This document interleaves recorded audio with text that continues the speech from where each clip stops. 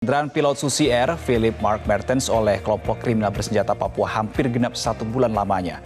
Dalam upayanya ada 3 strategi kunci yang dilancarkan oleh tim operasi Damai Kartens untuk melacak dan membebaskan sandera. Kita ikuti pemaparan jurnalis MGN Valeri Budianto dan juru kamera Maulana Ridwan langsung dari Timika, Papua. Berikut ini.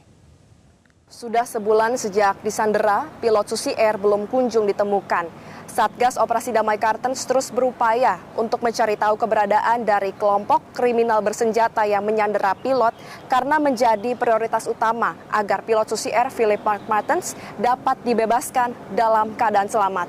Ada sejumlah perkembangan terkini sehubungan dengan proses pencarian. Yang pertama adalah sejak kemarin Kasatgas Operasi Damai Kartens beserta jajaran pejabat utama melakukan kunjungan ke sejumlah posko dan juga polres-polres untuk melakukan pendataan.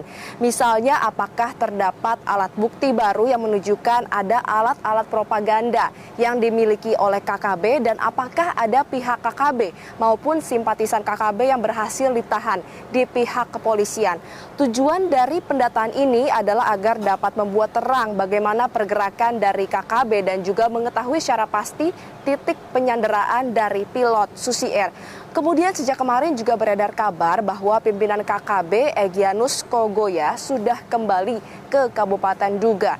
Kami sudah langsung mengkonfirmasi hal ini dengan Kasatgas Operasi Damai Kartens, Kombes Faisal Ramadhani. Dan ia menyatakan bahwa hingga kini pihaknya masih mendalami informasi tersebut.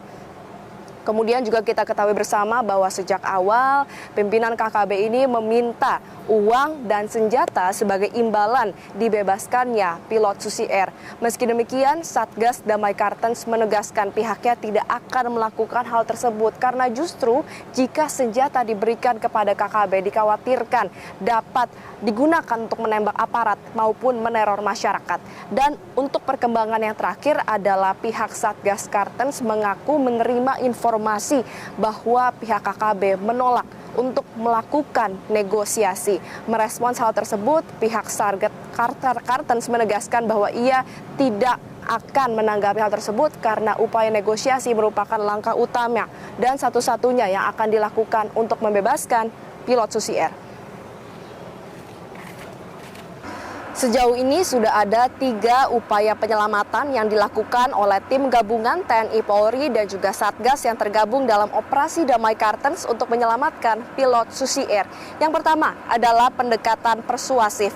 Pendekatan persuasif ini menggunakan metode negosiasi yang melibatkan negosiator. Ini dilakukan untuk menghindari adanya kontak tembak dari pihak KKB serta untuk memastikan pilot Susi Air dapat kembali dibebaskan dalam keadaan selamat. Adapun untuk pendekatan persuasif ini tidak hanya dilakukan oleh tim Satgas Damai Kartens, melainkan juga melibatkan pihak-pihak lainnya.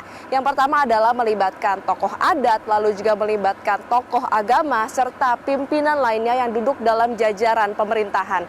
Kemarin kami sempat berbincang dengan beberapa tokoh Papua dan mereka semua kompak dan sepakat meminta agar KKB segera membebaskan pilot Susi Air. Karena menurutnya pilot ini merupakan masyarakat sipil sehingga tidak seharusnya mereka tahan di hutan.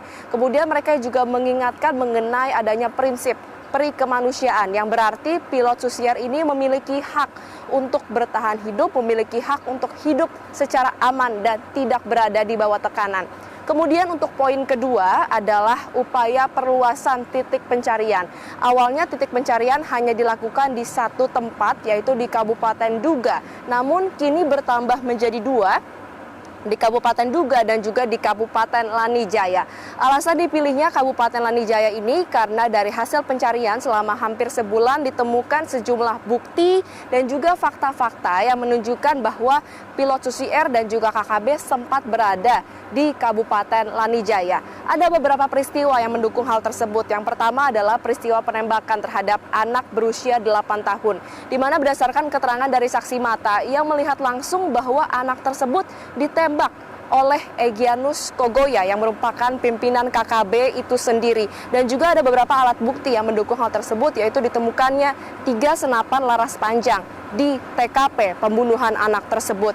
Dan alasan anak tersebut dibunuh karena ayahnya yang merupakan kepala kampung menolak untuk memberikan bahan makanan kepada KKB. Kemudian untuk peristiwa lainnya adalah pada hari Kamis lalu, Polres Lanijaya berhasil menyita kiriman mencurigakan yang dikirimkan melalui mobil Triton berwarna merah, di mana dalam mobil tersebut ditemukan adanya 8 HT atau alat komunikasi yang semuanya masih baru, lengkap dengan charger dan juga antenanya, serta 1 senjata tajam.